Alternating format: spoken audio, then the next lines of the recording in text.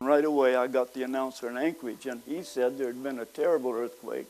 He said, Valdez has been wiped out, Cordova has been wiped out, and that was his words.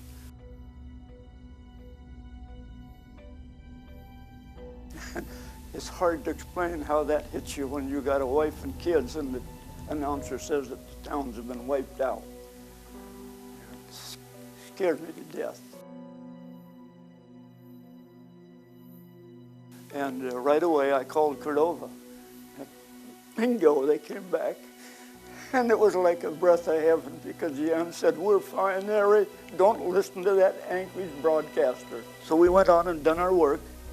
And as we went around the sound, we seen devastation you couldn't believe. And was just filling shelves when all of a sudden it started to shake.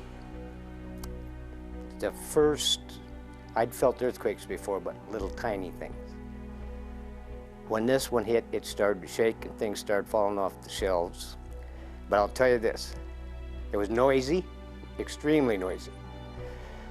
A crunching, grinding noise. And at the same time, when the poles would whip in opposite directions, the line would go twing or twang or something. If you looked up the street, you could see waves coming down the street, just like the ocean. I could feel the movement on the floor. So I went and I always heard the older people say, open the door. When there's an earthquake, you need to open the door. So I went and opened the door, and I grabbed the two kids and went outside with them. Water was getting real rough.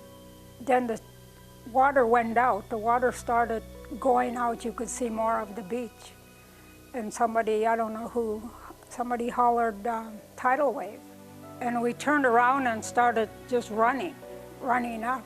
And then the water just vanished, just like it fell in a hole. And when that hole closed up, it was like it shot it all back up. We were sitting in there, and all of a sudden, about 10 minutes after we were down the dock, it started shaking. And when I looked out, I seen all these telephone poles are falling down and sparks flying all over the place, you know, electricity. And we all jumped in my car, and we were heading out the road. And when we were heading out the road, the ground opened up in front of us and then closed, and water chewed up about 30 feet up in the air. After we got to Copper Center, I called home.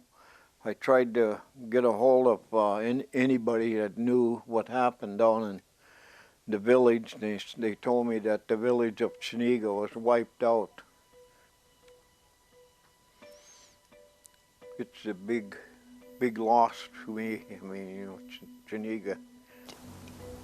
It just wouldn't stop. It just continued, and not only did it continue, but it just became stronger and stronger and stronger, and it was just that real violent, sharp shaking. And I thought maybe the boiler at the elementary school had blown up. And that usually meant no school, the heat would be off. But at the same time, this shaking is continuing, and all the dishes are coming down out of the cabinets in the kitchen, and glass was breaking. And so it finally ended, but it really was, I think, close to 5 minutes, and that's a long, long time for earthquakes. All of a sudden, just at the front door was my father, and he's yelling, there's a tidal wave coming, we have to get to the top of the roof. Just see him so clear in my mind, standing down there with my stuff, and I'm just screaming at him, it doesn't matter, just